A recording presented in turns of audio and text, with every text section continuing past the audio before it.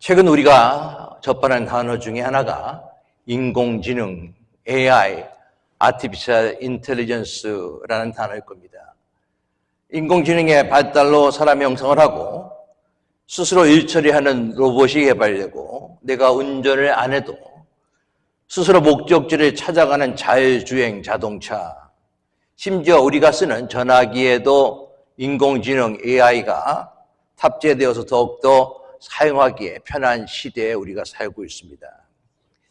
마치 인공지능이 답을 주고 기술이 미래를 결정하는 듯한 시대가 바로 우리가 살고 있는 시대인 것 같습니다. 하지만 우리가 기억해야 할 본질적인 진리가 있습니다. 기계가 계산을 하고 지식을 조합할 수는 있어도 그 안에 생명을 불어넣으시고 또한 지혜의 근간을 만드신 분은 오직 하나님이시라는 사실인 것입니다. 인공지능은 인간이 정교하게 만든 도구일 뿐이고 그 인간을 창조하신 분은 바로 만물의 주인이신 하나님이십니다. 그는 종종 자신의 지식이나 명철 또한 지혜, 경험을 통해서 아니면 현대과학의 성과를 의지해서 종종 내가 내 인생의 주인이다 하고 착각하며 살아갈 때가 많이 있습니다. 그러나 성경은 분명히 이야기합니다. 사람이 아무리 치밀하게 길을 계획할지라도 그 발걸음을 실제 떼게 하시고 인도하시는 분은 하나님이시라고 말씀하고 있습니다. 인공지능이 아무리 화려한 답변, 정확한 답변을 내놓아도 그것은 창조주가 만든 우주 법칙 안에서 움직이는 작은 연산, 작은 계산에 불과합니다. 우리 인생도 마찬가지입니다. 우리가 하나님을 주인으로 인정할 때 비로소 내가 내 인생을 주장하고 내 인생을 이끌어 간다는 그런 중압감에서 우리는 벗어날 수가 있습니다. 결론적으로 우리의 삶은 고도의 기술이나 나의 의지로 지탱되는 것이 아닙니다. 오직 만물의 머리 되시고 만물의 주인 되신 하나님의 주권 아래에 있다는 것입니다. 출애굽기에 나타난 10가지 재앙은 단순한 자연재해가 아니라 당대 최강국이었던 이집트, 애굽의 가짜 신들을 무너뜨리고 오직 여호와만이 온 우주의 통치자자, 주권자이심을 선포하는 영적 전쟁이었습니다. 출애굽기 오늘 본문 9장에는 가축의 죽음, 사람의 질병, 그리고 자연의 파괴가 나타납니다. 이는 바로가 끝까지 포기하지 못했던 내 것, 나의 것에 대한 집착을 무너뜨리는 과정입니다. 바로는 앞서 네 번의 재앙을 하나님께서 내리고 그것을 또한 경험했음에도 불구하고 여전히 하나님을 받아들이지 않습니다. 내 인생 내가 산다는 거예요. 내 인생의 주인은 나라고 주장을 하고 있습니다. 결코 그가 가지고 있는 권력, 그가 가지고 있는 모든 것들을 놓지 못하고 움켜잡고 있는 모습이 바로 바로의 모습인 것이죠. 결국 하나님은 5번째 재앙인 돌림병의 재앙을 내린 것입니다. 오늘 본문 9장 1절부터 3절까지 말씀 읽습니다. 여호와께서 모세에게 이르시되 바로에게 들어가서 그에게 이르라. 히브리 사람의 하나님 여호와께서 말씀하시기를 내 백성을 보내라. 그들이 나를 섬길 것이니라. 내가 만일 보내기를 거절하고 억지로 잡아들면 여호와의 손이 들어있는 내 가축 곧 말과 나귀와 낙타와 소와 양에게 더하리니 심한 돌리병이 있을 것이며. 그때 당시에 애굽에서 가장 큰 자산이라고 생각했던 모든 가축에 돌림병이 있다라고 얘기하고 있습니다. 오늘날도 이와 유사한 공포들, 이와 유사한 돌림병이 우리에게도 있습니다. 우리가 잘 알고 있는 조류독감, 또한 광우병, 그리고 최근에 전 세계를 긴장시킨 아프리카 돼지 열병입니다. 특히 돼지 열병 같은 거는 돼지의 흑사병이라고 일컬을 정도로 치사율이 100%에 가깝습니다. 백신도 없고 치료제도 없습니다.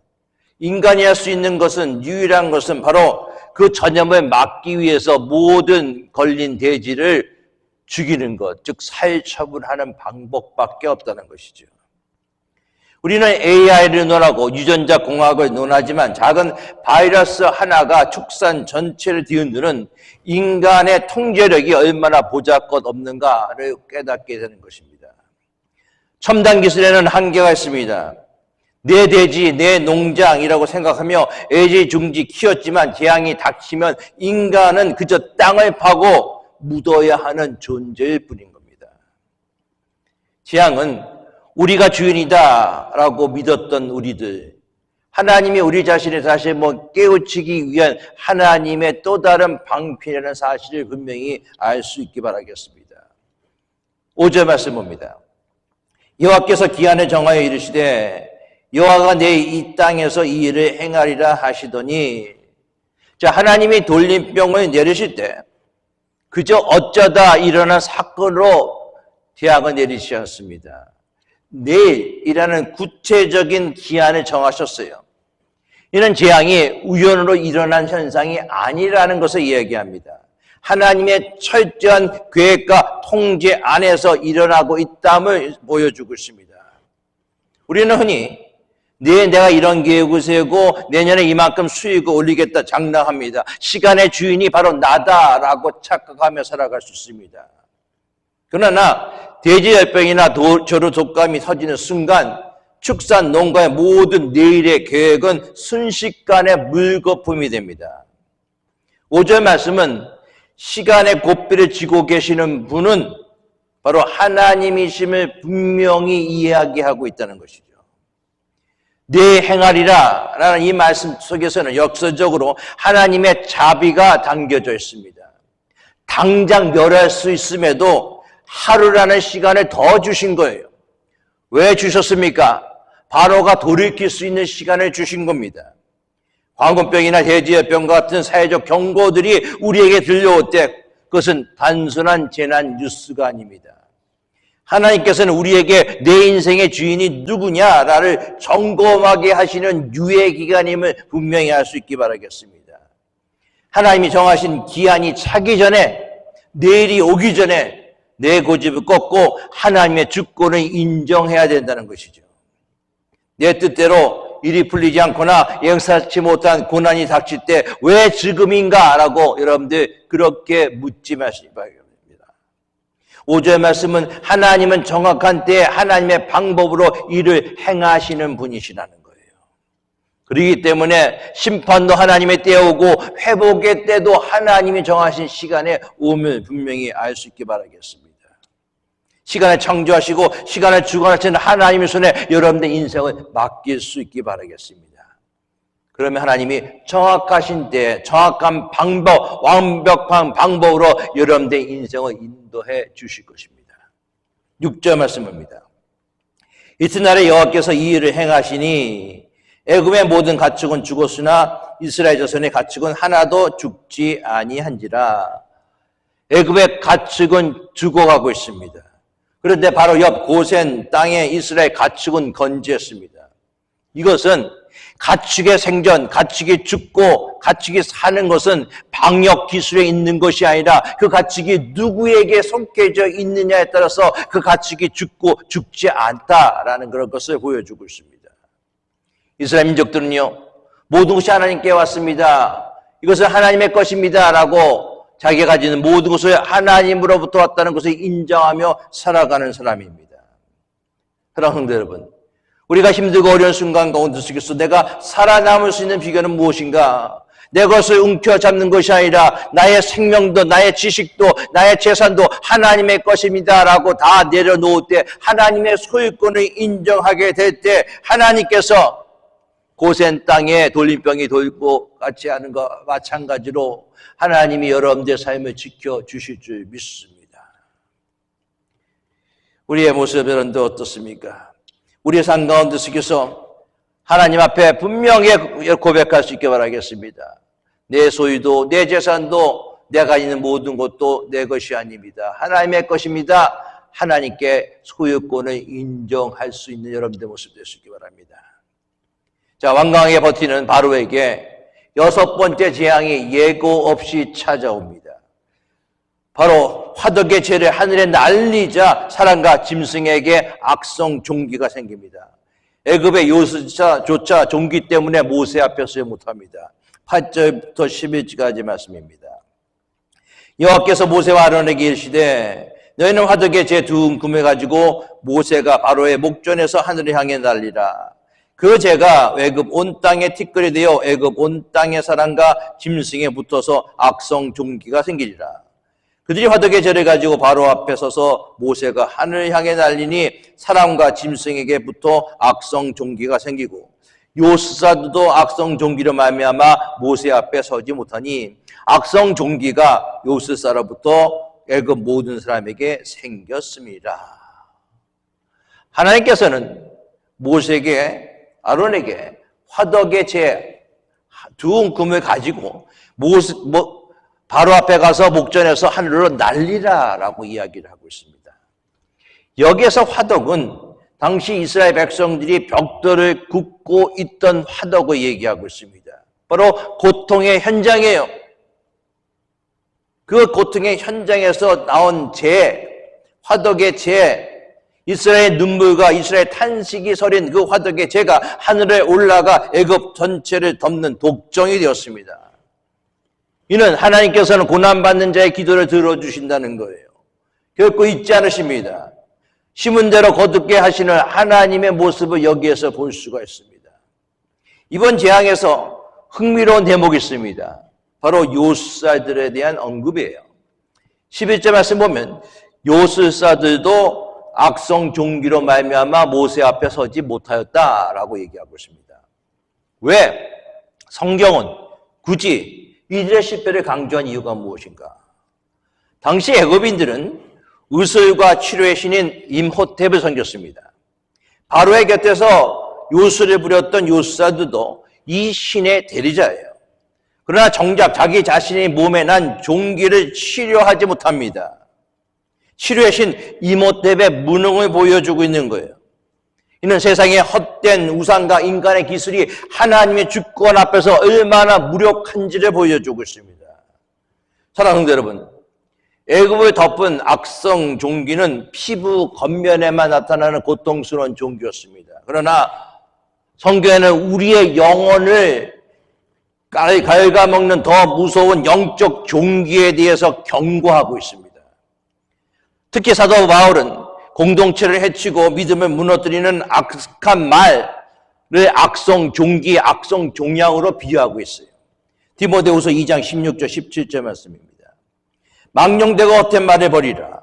그들은 경건하지 아니하며 점점 나아가나니 그들의 말은 악성 종양, 악성 종기같이 퍼져나간 것 같은데 그 중에 후메네오와 빌레도가 있느니라. 종기가 몸 전체에 퍼져서 생명을 위협하듯 비방과 불신앙의 말은 공동체의 영적 건강을 순식간에 무너뜨리는 거예요. 종기는 안에서부터 골마 올라와 터지는 병입니다. 다윗은 자신의 죄를 회개치 않고 숨겼을 때 그 고통을 이렇게 표현합니다. 시편 38편 3절, 5절, 7절입니다. 주여 진노로 말미암아 내 살에 성한 곳이 없사오며 나의 죄로 말미암아 내 뼈에 평안함이 없나이다. 내 상처가 썩어 악취가 나오니 내가 우미한 까닭이로소이다. 내 허리에 열기가 가득하고 내 살에 성한 곳이 없나이다. 죄를 품고 있는 것은 바로 영적 종기를 키우고 있는 것과 마찬가지라는 거예요. 겉으로는 멀쩡해 보여도 속은 썩어 들어가고 뼈를 마르게 합니다. 악성 종기의 재앙의 무서운 점은 애굽의 어떤 의술로도 고칠 수가 없다는 거예요. 우리 영혼의 종기도 마찬가지입니다. 인간의 요술과 같은 노력이나 교육이나 수학이나 도덕적 과학적 그 모든 것을 통해서 우리의 영적인 종기를 제거할 수가 없습니다. 오직 상하고 통이한 마음으로 하나님께 나아갈 때 주님이 하나님께서 우리를 고치십니다. 그가 채찍에 맞음으로 우리가 나음을 얻었더라라는 말씀을 분명히 기억하고 우리 안에 있는 영적에 있는 모든 종기 바로 예수 그리스도에게 나아갈 때 예수님이 고칠 수 있다는 것입니다. 종기는요 대부분의 고치는 방법이 칼로 째요. 그렇죠? 칼로 째서 안에 있는 고름을 짜내야 되는 것입니다. 마찬가지예요. 영적인 종기도 마찬가지입니다. 말씀의 검으로 절제해야 돼요. 하나님의 말씀은 살아있고 운동력이 있어 혼과 영과 관절과 골수를 찔러 쪼개기까지 한다라고 얘기하고 있습니다. 하나님의 말씀 앞에 내가 벌거벗어야 돼요. 그럴 때 바로 치료의 시작이 됩니다. 그리고 기도를 통해서 내 안에 있는 추한 생각과 독소를 쏟아내야 합니다. 고름을 짤 때 고통스럽습니다. 그러나 그 과정을 거쳐야 새 살이 돋는 거예요. 죄로 제복한 후에 성령의 기름 부음을 통해서 나이가 가지고 있는 모든 영적 종기를 소독하고 치유해야 된다는 것입니다. 애굽의 종기는 심판이었죠. 우리에게 주시는 하나님의 경고는 치유의 초대입니다. 내 안에 전염성이 강한 불평의 종기, 숨겨둔 탐욕의 종기가 있다면 이 시간 십자가 앞에 모두 쏟아내기 바랍니다. 그럴 때 하나님이 치유의 길로 여러분들을 인도해 주실 것입니다. 그런데 바로는 그렇게 하지 못했어요. 완악한 바로에게 더 강한 하나님의 메시지가 다가옵니다. 7번째 재앙인 우박의 재앙이에요. 우박의 재앙은 앞선 재앙과 달리합니다. 이는 단순한 죄를 넘어서 하나님의 주권과 하나님의 자비 그리고 인간의 완악함이 극명하게 대조되는 사건입니다. 먼저 하나님은 왜 이 혹독한 재앙을 내리시는지 분명히 얘기하고 있어요. 출애굽기 9장 14절 말씀입니다. 내가 이번에는 모든 재앙을 너와 내 신하와 내 백성에게 내려 온천에 나와 같은 자가 없음을 내가 알게 하리라. 이전의 재앙들이 애굽의 개별적인 우상을 심판하는 성격이었다면 우박의 재앙은 하늘의 주관자가 누구인가라고 분명히 말해주는 것입니다. 당시 애굽인들은 하늘의 여신 누트나 공기의 신 슈가 자신을 보호한다고 믿었습니다. 그러나 하나님께서는 전무후무한 우박과 불덩이를 내리심을 통해서 생사화복을 주관하시는 분은 오직 여호와 한 분이다라는 것을 선포하고 있어요. 성경을 읽다 보면 종종 의문이 생길 때가 있습니다.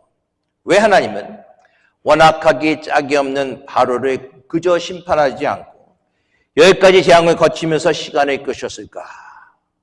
여러분들 그런 생각 안 드세요? 그냥 첫 번에 그냥 장자치는 재앙을 딱 내려서 이스라엘 백성들을 그냥 나가게 하지. 그렇게 하지 않으셨거든요.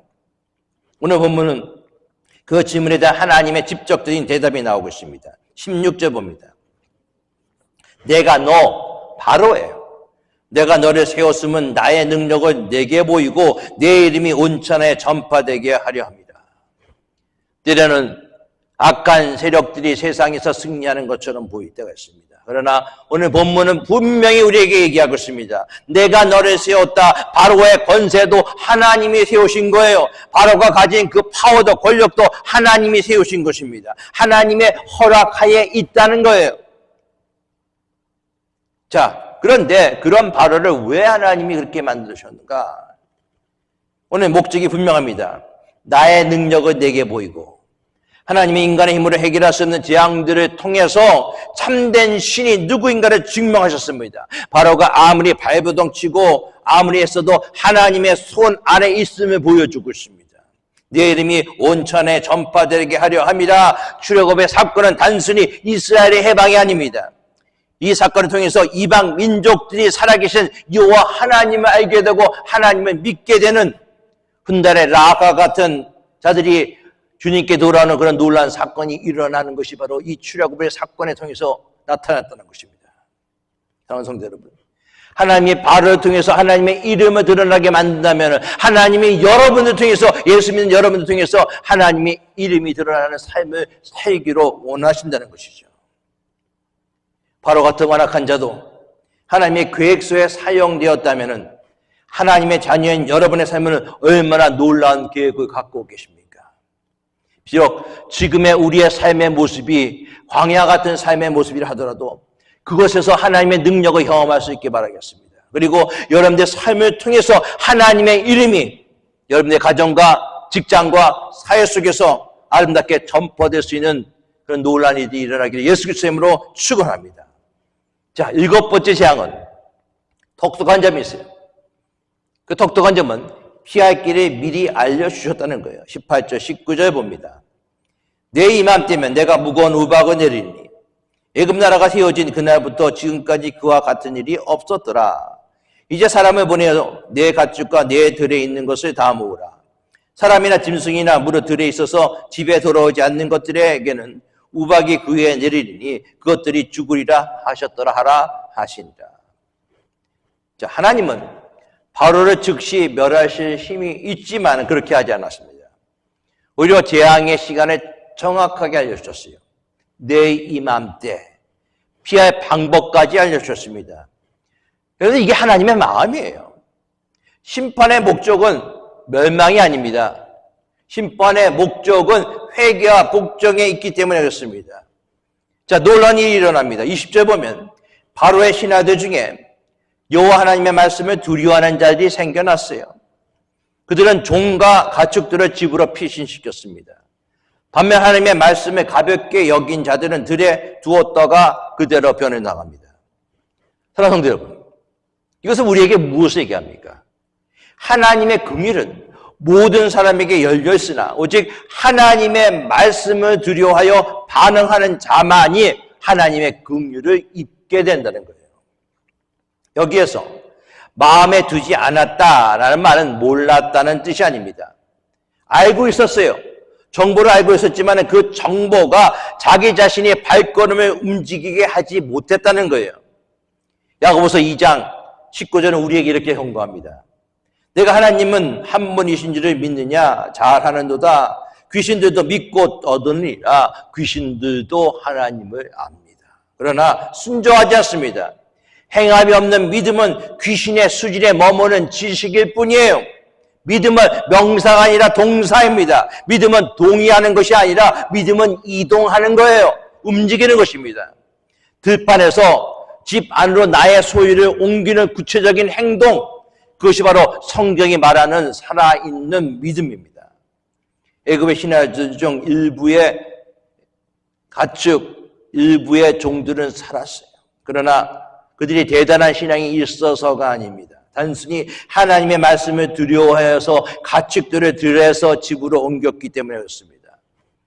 사랑하는 여러분, 적용은요 거창한 것이 아니에요. 들려오는 말씀에 즉각적으로 순종하는 것입니다. 26절의 말씀 봅니다. 이스라엘 자손들이 있는 그곳 고센 땅에는 우박이 없었더라. 이번에도 고센 땅에는 우박이 없었습니다. 하나님의 보호를 받는 언약의 백성 이스라엘 백성들은 피해보지 않았습니다. 고센 땅에 우박이 내리지 않은 것은 전적인 하나님의 은혜요. 이스라엘 민족들이 하나님에게 속해 있기 때문에 그렇습니다. 우리는 고센 땅을 흔히 완벽한 성벽이나 요새로 생각합니다. 그렇지 않습니다. 고센 땅은 애굽의 변방에 있어요. 목축을 틈대받은 땅이었습니다. 지리적으로 가장 취약한 곳이었습니다. 그러나 그곳이 안전할 수 있었던 이유는 하나님이 그곳에 계셨기 때문에 그렇습니다. 그렇습니다. 여러분들 고센은 어디입니까? 여러분들이 살고 있는 집입니까? 100만 불짜리, 200만 불짜리 집입니까? 아니면 든든한 보험이나 연금이 있어서 여러분들의 고센이라고 생각하십니까? 아니에요. 믿는 자들의 고센은 예수 그리스도 안에 있음을 분명히 믿으시기 바라겠습니다. 하나님께서 고센을 구별하셨다면 우리의 삶도 구별이 돼야 되는 거예요. 비록 애굽인이었지만 하나님의 말씀을 듣고 그 말씀을 두려워하여 갖추고 듭으로 들어왔습니다. 그 순간 그들의 집은 애굽 땅에 있었지만 그 집은 고센이 된 거예요. 우박이 내리지 않습니다. 세상의 우박, 불안, 분노, 탐욕, 음란으로 뒤덮였을 때 우리는 세상과 똑같이 반응해서는 안 됩니다. 세상이 돈이 없다고 절망하고 있을 때 우리는 하늘 창고를 바라볼 수 있는 여러분들 모습 될 수 있기 바랍니다. 세상이 미움으로 서로 죽이려고 할 때 여러분들 용서와 사랑의 집안으로 들어갈 수 있기 바라겠습니다. 우리가 세상의 가치관에서 발을 떼어 하나님의 말씀 안에 들어갈 때 그곳이 바로 고센이 되는 거예요. 여러분. 사랑하는 여러분, 지금 여러분들 어디에 서 계십니까? 여전히 세상 들판에서 설마 나에게 우박이 내리겠어 하면서 안일하게 서 있지 않습니까? 아니면 하나님의 경고의 말씀을 듣고 서둘러 순종의 집 고센으로 발을 옮기시겠습니까? 기억하십시오. 고센 땅의 평화는 이스라엘이 쟁취한 것입니다. 하나님이 거저 주신 은혜예요. 하지만 그 은혜를 누리기 위해서 그 땅에 머물러 있어야 합니다. 세상의 유혹을 따라 애굽 들판으로 나가지 마십시오. 하나님의 통치가 임하는 곳, 하나님의 말씀이 다스리는 곳, 그곳에 머물 수 있게 바라겠습니다. 본문 마지막에 바로는 항복하는 듯해 보여요. 여호와는 의로우시고 나의 백성은 악하도다라고 얘기합니다. 그러나 우박이 끝이자마자 바로는 다시 마음을 완악하게 합니다. 하나님을 거역합니다. 바로는 끝까지 자기 인생의 주인이 바로 나다라고 포기하지 않습니다. 사랑하는 성도 여러분, 오늘 우리에게 닥친 가축의 죽음 같은 경제 위기, 독점 같은 건강의 위기, 우박 같은 환경의 위기는 우리에게 질문합니다. 내 인생의 주인은 누구냐? 내가 쥐고 있는 인생의 운전대를 하나님 앞에 맡길 수 있기 바라겠습니다. 심판 중에 고센 땅을 구별하시는 하나님을 신뢰하시기 바라겠습니다. 상황에 따라서 변하는 바로의 거짓 회개가 아니라 끝까지 하나님 앞에 회개하며 주님만을 의지하고 신뢰할 수 있는 여러분들이 될 수 있게 바라겠습니다. 여러분들은 스마트폰의 알람 소리나 여러분들 전화기 속에 울리는 전화벨 소리는 즉각 반응합니다. 하지만 하나님의 세밀한 음성에는 얼마나 귀를 기울이고 계십니까? AI가 예측하는 미래보다 하나님의 약속을 더 신뢰하고 계십니까? 묻습니다. 누가 여러분의 인생의 주인이십니까? 하늘에서 불덩이가 떨어지고 있는 환난의 시대 속에서도 하나님은 당신의 자녀들을 위해서 여러분의 고센의 하늘을 닫아주시고 지켜주실 것입니다. 내 구직과 완악함을 내려놓고 하늘과 땅의 주인이신 하나님 앞에 온전히 믿음으로 순종하며 나아가는 저와 여러분들이 될 수 있기를 예수 그리스도의 이름으로 축원합니다. 기도하겠습니다. 아버지 하나님, 우리의 고집을 내려놓고 우리의 완악함을 내려놓고 하나님의 말씀에 즉각적으로 순종하여 하나님이 우리에게 준비하신 믿음의 고센에 머무는 귀한 성도들 다 되게 하여 주시옵소서. 예수 그리스도의 이름으로 기도드리옵나이다. 아멘.